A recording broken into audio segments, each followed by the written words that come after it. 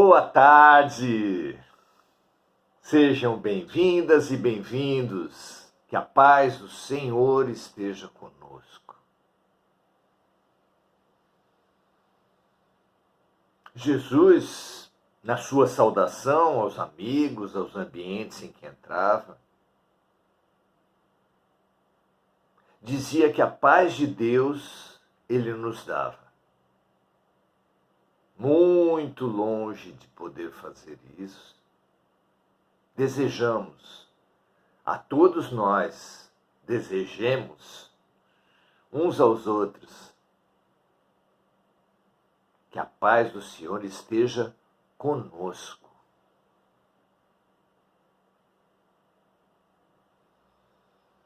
Que bem precioso esse da paz. Claro que almejamos, gostaríamos, oramos, emitimos luz para que a paz aconteça no Sudão, no Paquistão, na Índia, na faixa de Gaza, Palestina, na Ucrânia, na Rússia, nos Estados Unidos, no Brasil, na Argentina, na Turquia. Guerras mais explícitas, guerras comerciais, guerras ideológicas.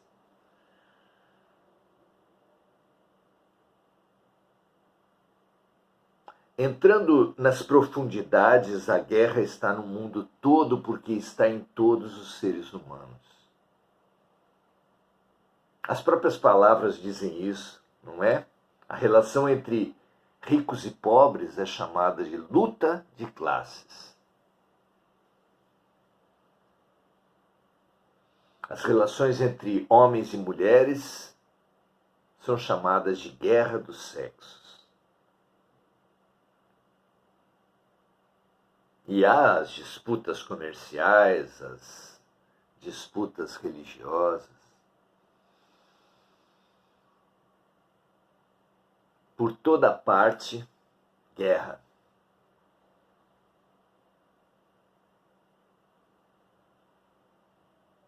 A paz na terra está destinada aos seres de boa vontade, anunciou Jesus. Brindemos a essa paz. Que ela se faça em nós, porque a grande paz que está ao nosso alcance, mais que isso, a grande paz que sem a nossa boa vontade não acontecerá, começa em nossa consciência. A paz na terra começa em nossa consciência. Se os seus olhos são maus, tudo à sua volta será mal, disse Jesus. Se em sua alma há guerra, em todas as suas relações haverá guerra. Se você gostaria, se você quer espalhar paz, faça paz primeiro em você, assim ensinava o grande educador de paz Mahatma Gandhi. Faça em você a paz que você gostaria de ver no mundo.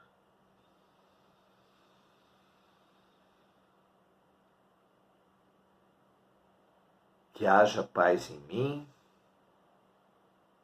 que eu estimule paz à minha volta, que eu e os seres à minha volta espalhemos paz no país, no continente, no mundo. Senhor, fazei de mim um instrumento de vossa paz. Que onde houver ódio, eu leve o amor. Dentro dos meus limites, dentro das minhas características, dentro das minhas sombras, mas todos nós sejamos instrumentos da paz de Deus. Feliz por vocês estarem aqui, feliz por eu estar aqui e por nós juntos atrairmos os dirigentes, os agentes, os instrumentos da paz de Deus que vêm até nós, sempre que nós nos abrimos a essa paz. Muito bom, hoje seguimos o nosso roteiro de estudos com o Consolador, Chico Xavier e Emmanuel, ótimas companhias, não é? Hoje vamos estudar a mediunidade na ciência, veja só. Onde há bons cientistas, onde há bons descobridores, há mediunidade, mesmo que eles sejam materialistas, mesmo que eles neguem a comunicação entre planos, sempre se fará porque somos, como disse Chico Xavier, seres interexistentes. Somos corpo e alma, e assim sendo, existimos na matéria e no espírito. Fantástico, não é? Como a mediunidade ocorre no meio tecnológico e científico? Vamos estudar isso? É saboroso. É saboroso tanto ver a urgência, a necessidade da lógica, da razão no meio espiritual, ciência negada pelas mentes mais sombrias, quanto também é saboroso ver a existência, a importância da mediunidade no meio da geração da tecnologia e da geração científica. Pergunta 91, ainda da parte desse livro, O Consolador, que trata da ciência, a questão é a seguinte: no quadro das ciências, as inspirações do plano superior são destinadas a determinados estudiosos ou lançadas de maneira geral para todos os cientistas?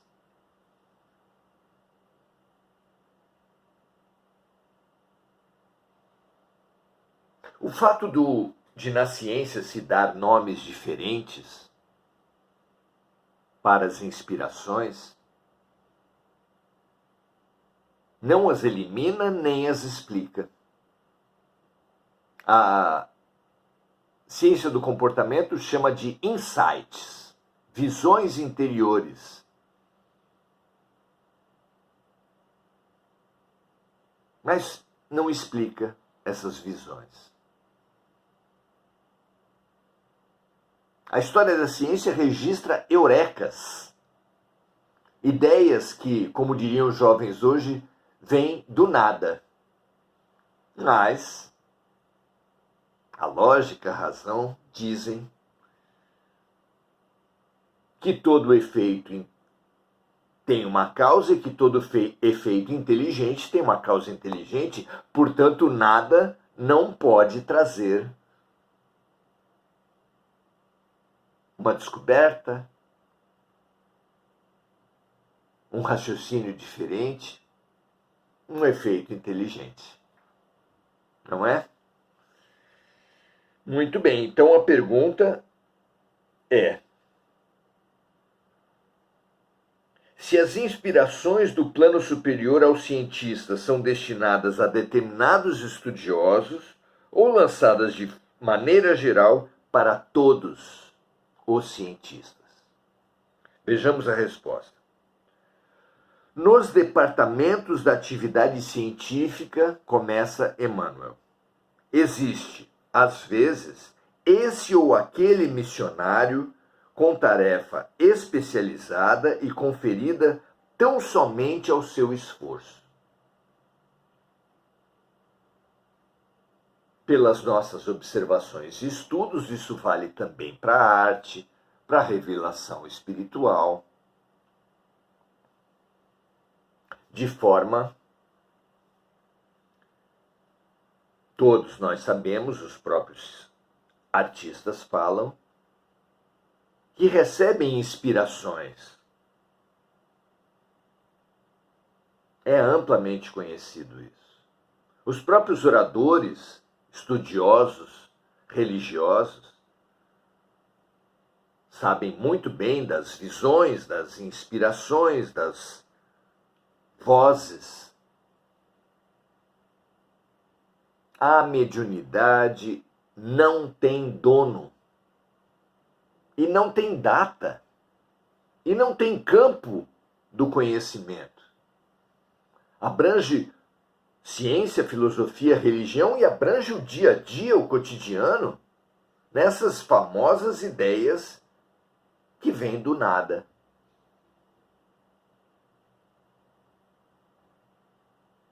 O cidadão comum, até o cidadão inconsciente, o cidadão comum sabe, nossa, me veio uma ideia do nada.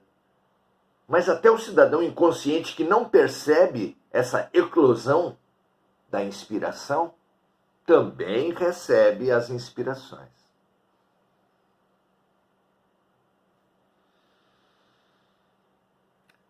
Nessa primeira parte da resposta de Emmanuel, precisamos de uma reflexão, de uma informação que os Espíritos nos trazem. Há 3 grandes modalidades de encarnação. A encarnação expiatória é aquela quase que exclusivamente ligada a reharmonizações frente a um passado delituoso, a um passado de enganos, de crimes.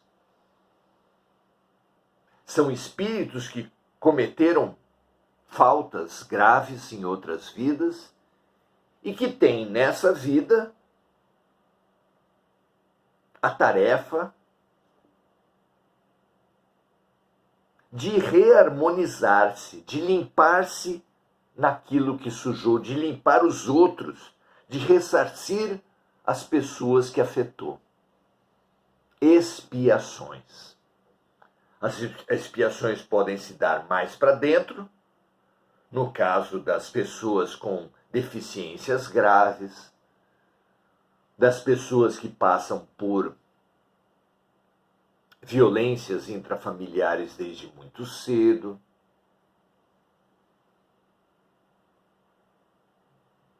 limitações de ordem de saúde a crianças que já nascem com síndromes de abstinência de drogas, porque suas mães usaram drogas pesadas ainda durante a gravidez, e elas foram nutridas por essas drogas, viciadas por essas drogas, e assim que nascem, sentem, é claro, a abstinência daquelas drogas.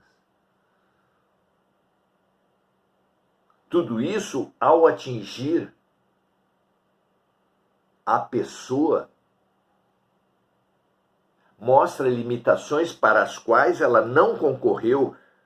O feto nada fez nem podia fazer para acarretar tantos sofrimentos.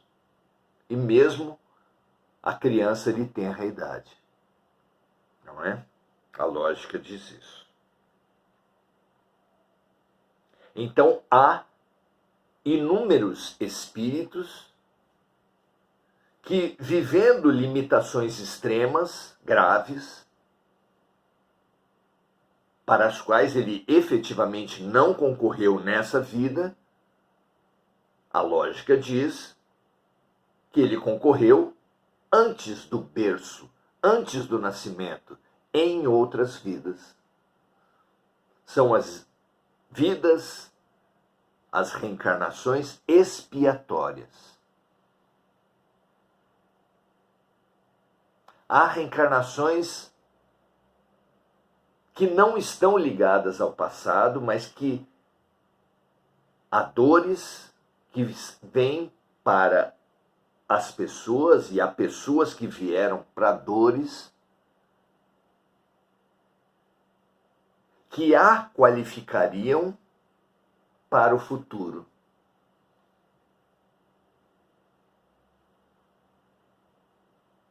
Imaginemos, até dentro do campo das deficiências, espíritos que vieram como pais, irmãos, responsáveis por deficientes com grande comprometimento, para que pudessem ajudar outros nessa vida ou em outras, em igualdade de condições. Às vezes ele mesmo, o próprio espírito que quer ajudar muitas pessoas, vem ele mesmo como deficiente, para, vivendo essa condição, ter melhores condições de ajudar.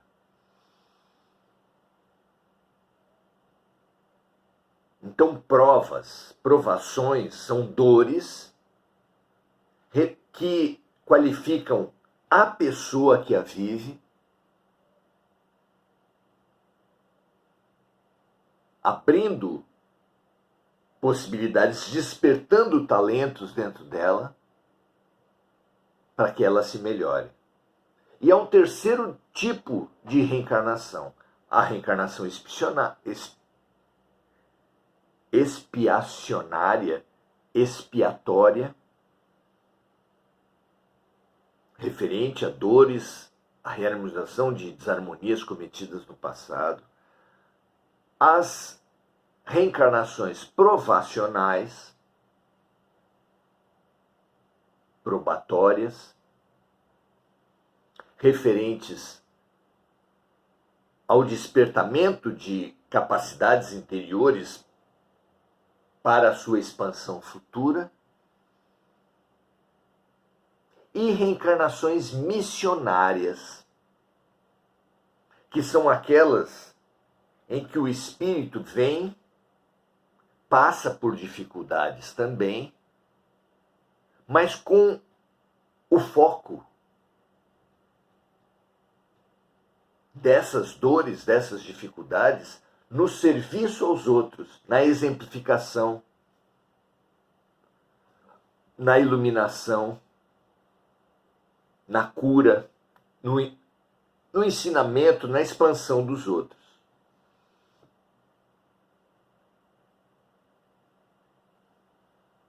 Aqui, nessa primeira parte da resposta, Emmanuel disse assim: nos departamentos da atividade científica existe, e nós acrescentaríamos, como nas artes, como nas revelações espirituais, às vezes, ou seja, não é tão comum,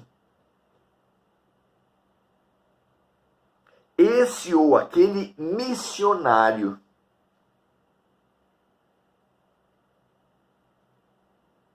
raras as reencarnações missionárias, com tarefa especializada e conferida tão somente ao seu esforço.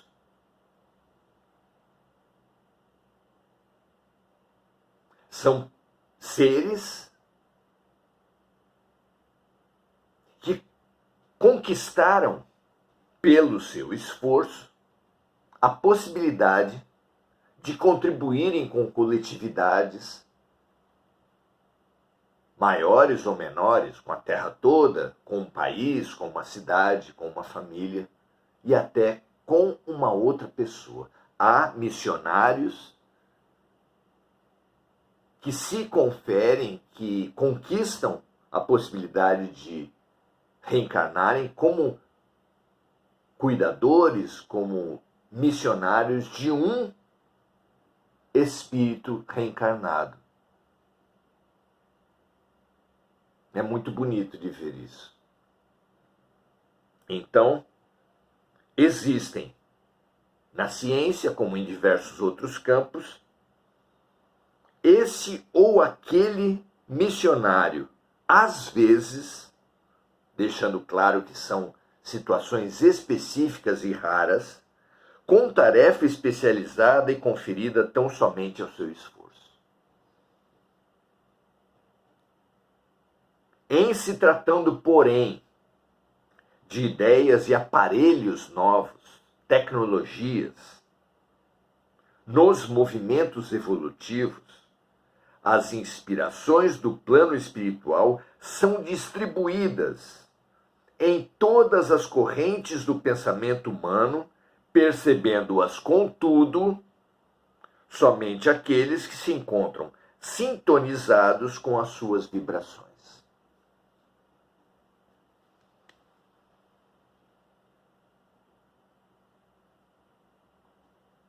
Na grande maioria das vezes, trata-se de um projeto. Um projeto que envolve dezenas de espíritos, cada um dentro de uma posição, de uma atividade, de um campo, mas integrados no mesmo projeto. O livro Ícaro Redimido mostra como foi o projeto da chegada do chamado mais pesado que o ar. Um instrumento, um equipamento de voo mais pesado que o ar, que foi longamente pensado, planejado, vislumbrado por inúmeros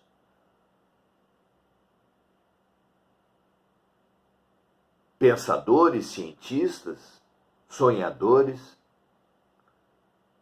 mas que não foi permitido vir à Terra até que houvesse alguma possibilidade de ser bem usado. Claro que havia também uma grande possibilidade de ser mal usado, como vem sendo o avião nas guerras, base para mísseis, instrumentos de tortura e morte. Nesse livro, o Ícaro Redimido, que fala da chegada do avião à Terra, fala de um dos maiores sonhadores, talvez o maior, espiritualmente falando, a respeito do mais pesado que o ar, Leonardo da Vinci. Foi dada a ele a coordenação desse grande projeto da chegada do avião. Havia uma equipe imensa, colaboradores mais diretos de Leonardo, colaboradores que fariam a interface junto aos cientistas da Terra, e, é claro, os próprios cientistas da Terra, não um, mas vários. Não houve apenas Alberto Santos Dumont e os irmãos Wright, a quem os poderes da Terra, os interesses da Terra, conferiram a descoberta do avião, mas era realmente um trabalho coletivo, já que da parte dos encarnados não havia um missionário de grande envergadura, mas eram cientistas, homens falhos, comuns, sujeitos a ambições, vaidades, distorções. No livro Ícaro Redimido, é descrita uma cena onde Santos Dumont, para conquistar apoios aos seus projetos, junto a mandatários, a dirigentes políticos poderosos, estimulou esses possíveis apoiadores com a seguinte reflexão: imagine uma máquina como essa na guerra. Vejam vocês.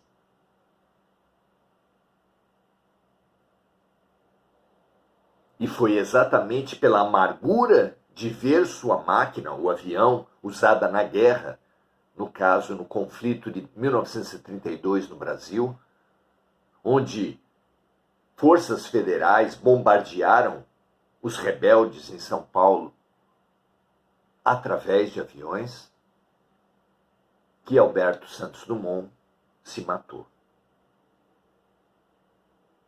Certamente com uma grande consciência de culpa, porque ele mesmo havia colaborado em sua história, na história do avião, com essa terrível ideia de mau uso, de distorção da sua própria descoberta.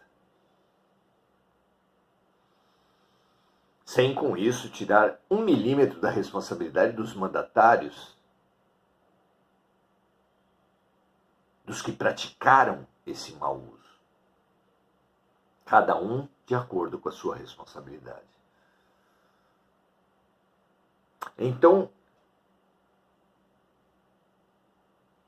mostra-se, por esse exemplo do avião, outro exemplo seria dos livros, em que o espírito Patrícia,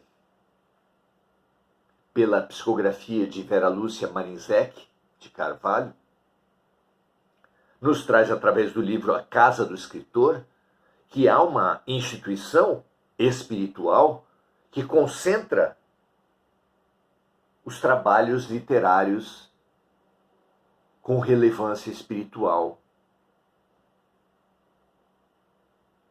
que vem à Terra, pelo menos dentro de uma certa linha, também constituindo grupos de trabalho que têm autores espirituais, a serviço deles equipes de trabalho, mais ligadas a ele ou mais ligadas ao escritor ou escritora da Terra,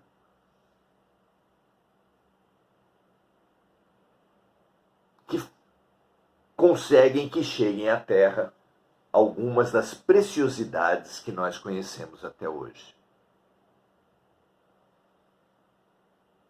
Diz ele, então, em se tratando de ideias e aparelhos novos, e nós acrescentamos de livros, obras de arte, sinfonias, etc.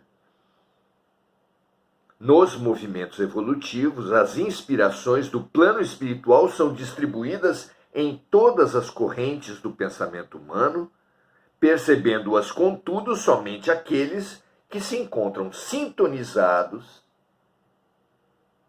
com suas vibrações. Daí a tarefa pessoal, intransferível e essencial de que nós sustentemos boas vibrações. Jesus ensina que é tão importante a boa sintonia que ele fala assim: busquem o reino dos céus e tudo o mais te será acrescentado. Vejam só a importância.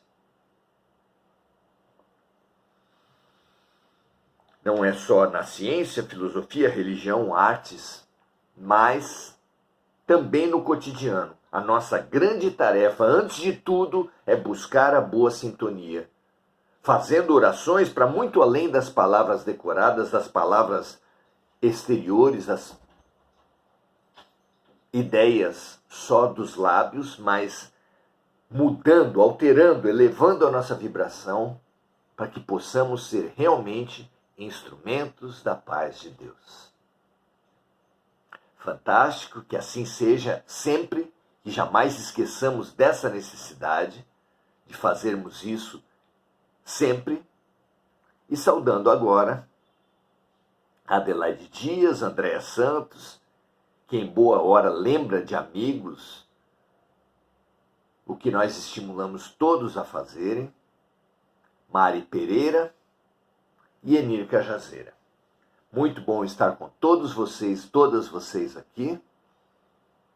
Compartilhem, espalhem, porque essa ferramenta, a lucidez sobre a importância da boa sintonia, merece realmente chegar a todos os nossos parentes, nossos contatos e amigos, a toda a humanidade, que toda a Terra, em qualquer campo de atividade, considere, aprenda a importância da boa sintonia, desenvolvendo o hábito de praticar elevações dessa sintonia a cada momento, a cada instante, a cada atuação na Terra.